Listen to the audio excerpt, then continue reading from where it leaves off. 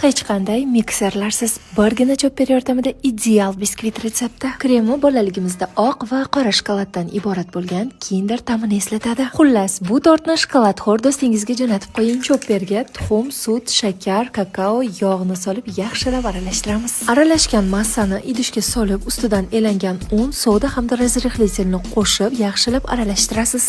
Bunaqa tez va oson tayyorlanadigan biskvitni birinchi marotaba tayyorlab ko'rishim. 180 gradusda 45 daqiqada pishib chiqdi. Biskvit sovugunicha krem tayyorlaymiz. Idishimizga quyultirilgan sut, qaymoq hamda saryog'ni solamiz va gazga qo'yib, yaxshilab aralashtirib, quyulgunicha pishirib olamiz. Ushbu braziliyacha krem nomi brigadeiro deyiladi. Ana endi asosiy qismi bizga 2 xil shokolad kerak bo'ladi. Tayyor massani 2 ga bo'lib, bittasiga oq, bittasiga qora shokolad solib, yaxshilab aralashtiramiz. Kremni sovutib, biskvitni propitka qilib, birin-ketin xuddi videodagidek surtib olamiz. Shokoladdan iborat bo'lgan desertimiz tayyor. Ustiga istalgan turdagi ganajni qo'yib, xohlagancha bezatishimiz mumkin. Oshxona uchun kerak bo'lgan barcha texnikalarni Idea do'konlaridan muddatli to'lovga olishingiz mumkin.